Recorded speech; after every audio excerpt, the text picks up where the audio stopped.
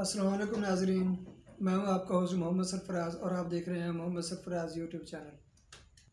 नाजरीन, तुर्की में एक ड्रामा बना है 2014 में अर्तुगरुल गाजी के नाम से,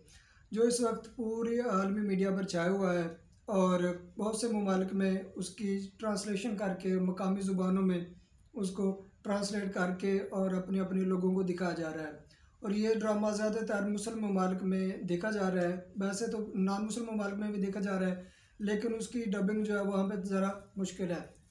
60 से ज़्यादा ममालिक में इस वक्त ये ड्रामा देखा जा रहा है और हाल ही में पाकिस्तान टेलीविज़न ने भी इसको PTV चैनल ने इसको उर्दू डबिंग के साथ दिखाना शुरू कर दिया है।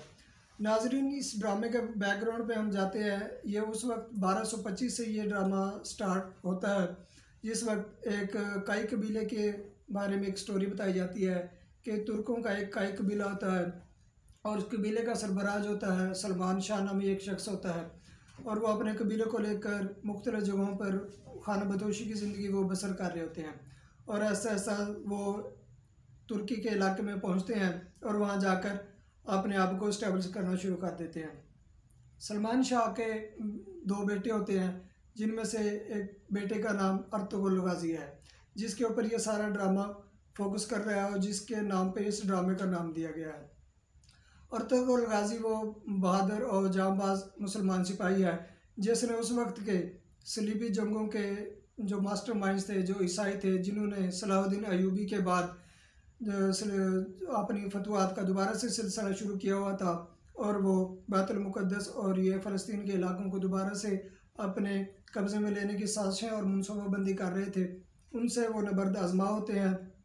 और इस कौम को लीड करते हैं। सलमान शाह के बाद वो अपने विरासत में जो है लीडर के तौर पर उभर कर सामने आते हैं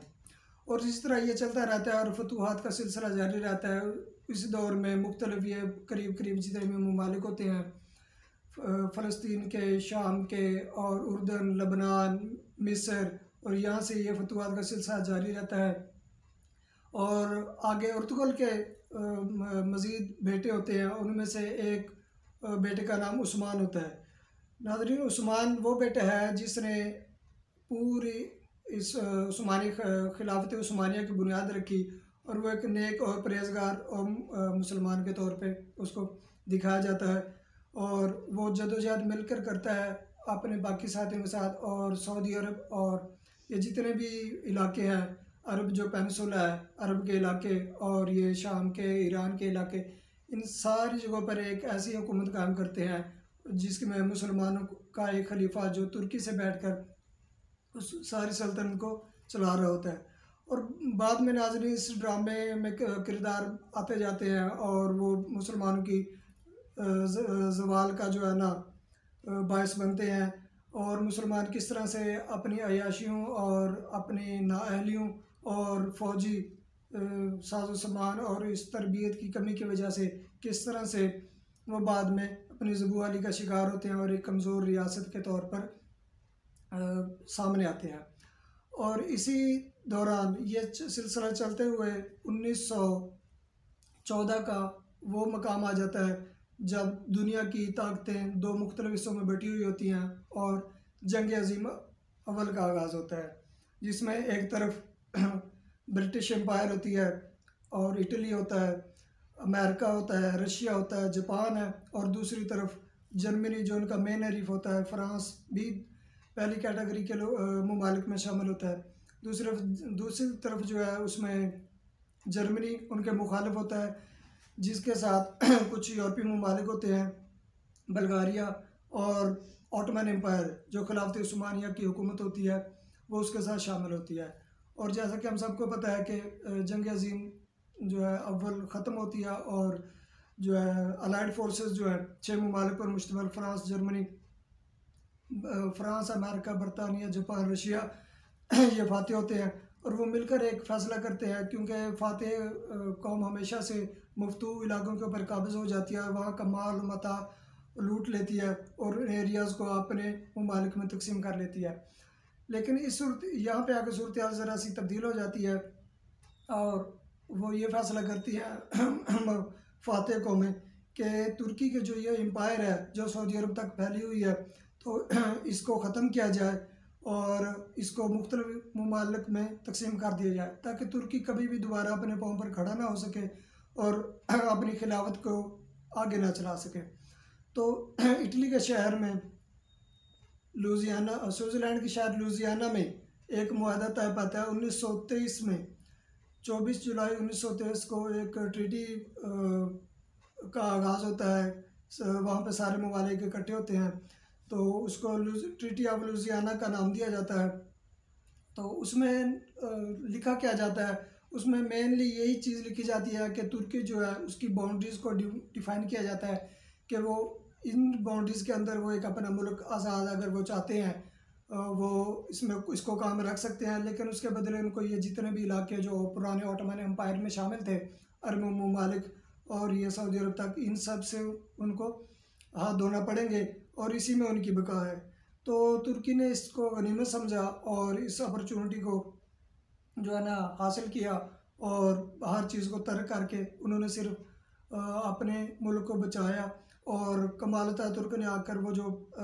तहरीक एक चलाई और जो उसने इकदाम लिए, ज़ाहिरी तौर पे वो एंटी इस्लाम जो इकदाम थे, उन्होंने एक सेकुलरिज्म की बुनियाद रखी और इस्लाम से उन्होंने ज़रा दूरी इख्तियार कर ली। तो उसी सिलसिले चलते चलते आज का ये जो मौजूदा दौर है, इसमें तैयब एर्दोगान की हुकूमत आई और इन्होंने एक फ़ैसला लिया और कि वो मुसलमान को वो इमेज जो किसी वक्त मुसलमान पीक पर थे तो वो दिखाया जाए। तो तुर्की के जो चैनल है TRT वर्ल्ड, उन्होंने ये ड्रामा प्रोड्यूस किया और डायरेक्ट किया। 2014 से ये ड्रामा आने हुआ और तकरीबन 5 इसके सीज़न और 189 जो है इसकी एपिसोड्स हैं, जिसको अब जिसका चर्चा है ज़ुबान ज़दियाम है और पाकिस्तानी मीडिया पे ख़ास तौर पर, और पाकिस्तान के सोशल मीडिया, फेसबुक पे, यूट्यूब पे, जहाँ भी आप जाएंगे आपको उन अदाकारों का, उन एक्टर्स का जो है बायोग्राफी मिलेगी, उनकी तस्वीर मिलेंगी। तैयब एर्दोगान के साथ भी उनकी तस्वीर आपको हर जगह पे नज़र आ रही हैं। तो इसमें एक बहुत अहम पॉइंट ये है कि हमारे कुछ मायनाज जो एंकर्स हैं, हमारे TV एंकर्स, हमारी मीडिया के, तो वो कुछ दिनों से यूट्यूब चैनल्स बना के उन्होंने एक और ही किस्म की जो है ना वो बातें बनाना शुरू कर दी हैं और एक गलत किस्म की पोर्ट्रेट तुर्की को लेकर शुरू कर दी है। उन्होंने इसमें यह बताया गया है कि जो 1923 का जो मुआहदा हुआ था तुर्की का, और वो एक 100 साल का मुआहदा था और उस मुआहदे के अंदर जो पाबंदियाँ लगाई गई थी तुर्की के ऊपर, बेसिकली वो पाबंदियाँ उन्होंने बढ़ा चढ़ा कर बयान की और ये भी बताया कि 100 साल बाद, क्योंकि अब उसकी मियाद मुआहदे की ख़त्म होने वाली है और तुर्की के ऊपर वो जो पाबंदियाँ थी तो वो ख़त्म होने वाली हैं और अब तुर्की जो है वो एक बड़ी कुव्वत बन के सामने आ जाएगा और जो है ना तुर्की दोबारा से खिलाफत उस्मानिया को उसकी पैरवी पे शुरू हो जाएगा। तो इन लोगों पे मुझे हैरत होती है, ये इतने बड़े मायनाज नाम इनके हम TV चैनल्स पे देखते हैं और वो यूट्यूब चैनल्स पे भी आके ये बातें बता रहे हैं। मुझे समझ नहीं आती वो कहाँ से रिसर्च करके लाते हैं, वो कहाँ से ये वो मुआहदा लेके आ गए जिनका अभी तक शायद खुद तुर्की वालों को ही नहीं पता कि इस किस्म की कोई हमारे ऊपर शराइत या पाबंदियाँ थी। इस मुआहदे में जो हमारे एंकर्स ने बताया कि पाबंदियाँ लगी कि तुर्की अपनी मादनियात को एक्सप्लोर नहीं कर सकेगा, वो अपनी मादनियात नहीं निकाल सकेगा, और एक उन्होंने ये भी बताया कि तुर्की जो है ना अपने इलाकों से तेल नहीं निकाल सकेगा 100 साल तक। और उसमें उन्होंने एक और ये बताया कि किसी बाहर के मुल्कों से वो तजारत नहीं कर सकेगा। तो ये इस किस्म की वो बातें बता रहे थे जिनको देख के और सुन के मैं भी हैरान हो रहा था कि ये किस किस्म के लोग हैं और ये क्या बातें कर रहे हैं। हालांकि आप इस वक्त जाएं, इंटरनेट के ऊपर जाएं तो वहाँ पे आप एक्सप्लोर करें ऑयल प्रोडक्शन के बारे में। अगर आप तुर्की में एक्सप्लोर पता करेंगे, देखेंगे उसको, तो आपके खुल के सामने आपका उसका पर डे बैरल तकरीबन 50,000 बैरल जो है रोज़ाना की बुनियाद पर तुर्की अपना तेल जो है अपने मुल्क से निकाल रहा है और मादनियात भी अपने मुल्क से निकाल रहा है। और काफ़ी हद तक तुर्की जो है ना असलहे की में जो है ना अपनी पैदावार में ख़ुद जो है ना वो हो चुका है, अपनी प्रोडक्शन खुद बना रहा है और बहुत से ममालिक को इस वक्त तुर्की असला भी जो है ना फ़रोख्त कर रहा है। पिछले कुछ ही सालों में पाकिस्तान को अटैक हेलीकॉप्टर्स तुर्की की तरफ से पाक आर्मी को दिए गए हैं, जिनसे डरते हुए इंडिया ने अमेरिका से अपाची हेलीकॉप्टर्स को ख़रीदा है। अभी पिछले दिनों पठान एयरबेस के ऊपर 8 अपाची हेलीकॉप्टर इंडिया के आए थे और वो उसको उनका हम बता रहे थे, और इस कंटेस्ट में बता रहे थे कि तुर्की ने, पाकिस्तान ने तुर्की से जो अटैक हेलीकॉप्टर्स खरीदे हैं उनको काउंटर करने के लिए हमने उनसे भी ज़्यादा लेटेस्ट टेक्नोलॉजी, जो अमेरिका के मशहूर ज़माना अपाची हेलीकॉप्टर्स हैं, तो हमने वो ले लिया और पाकिस्तान के ऊपर हमने बर्तरी बना लिया है। तो नाजरीन, ये बात हैरानगी की यहाँ पे ये है कि वो जो मुआहदा था वो हमारे पाकिस्तान टीवी एंकर्स के हाथ में कहाँ से लग गया। हालांकि वो मुआहदा जो है वो इस वक्त फ़्रांस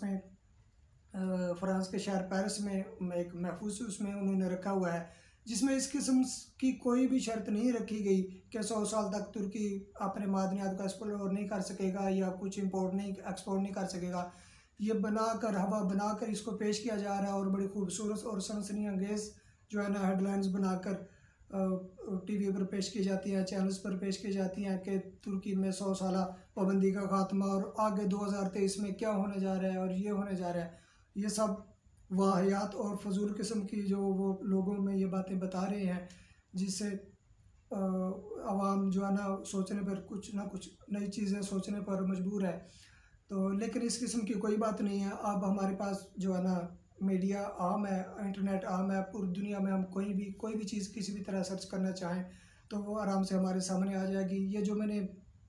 असले की एक्सपोर्ट और ऑयल की प्रोडक्शन और ये सारी चीज़ें बातें बताई हैं, ये आप इजीली यूट्यूब और गूगल के ऊपर अगर आप इनको सर्च करें तो ISPR के उसमें भी वो आपको मिल जाएगा कंटेक्स्ट, जो तुर्की से हमने हेलीकॉप्टर्स लिए हैं। और ऑयल प्रोडक्शन और जो है ना ये चीज़ें सारी आम है, और तुर्की के अंदर जो है एक्सपो भी जो हुई है असले के ऊपर, वो भी आपको इजीली मिल जाएगी।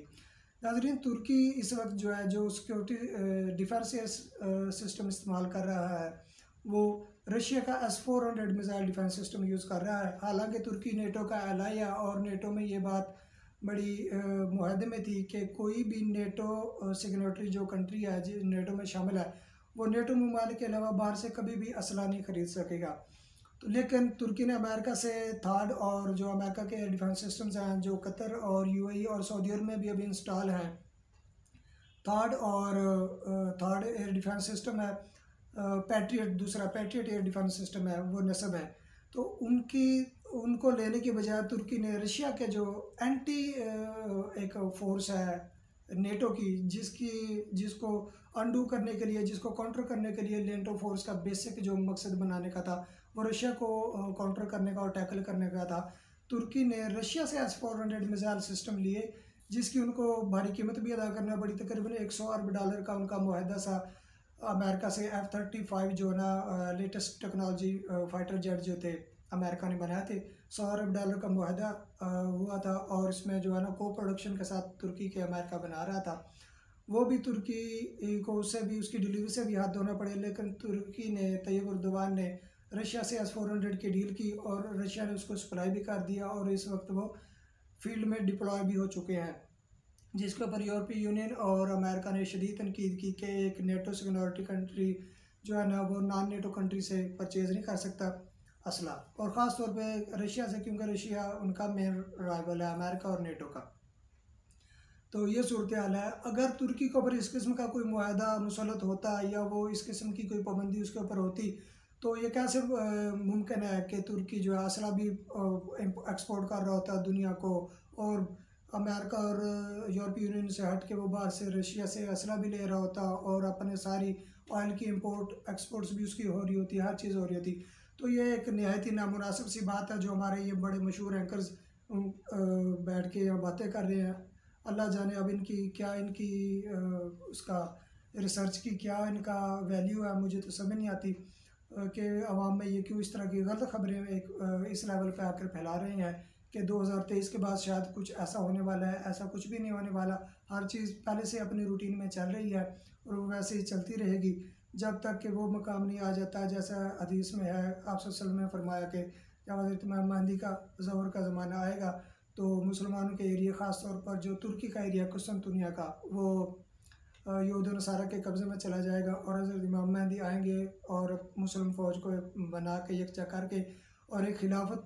कायम होगी उस वक्त दुनिया में, तो वो जाके कुस्तुनतुनिया को फ़तह करेंगे और वहाँ से मुसलमानों की फतवाहत का आगाज़ हो जाएगा। तो नाजरीन, आज के लिए इतना ही। जाने से पहले उन दोस्तों से गुजारिश है जिन्होंने हमारा चैनल अभी तक सब्सक्राइब नहीं किया, तो वो चैनल को सब्सक्राइब करें और बेल आइकॉन बटन को प्रेस करें ताकि हर आने वाली नई वीडियो का सबसे पहले नोटिफिकेशन आपको मिल सके। इंशाल्लाह इसी तरह की और नई वीडियोज़ लेकर दोबारा हाजिर होंगे। तब तक के लिए इजाज़त दीजिए। अल्लाह हाफ़िज़।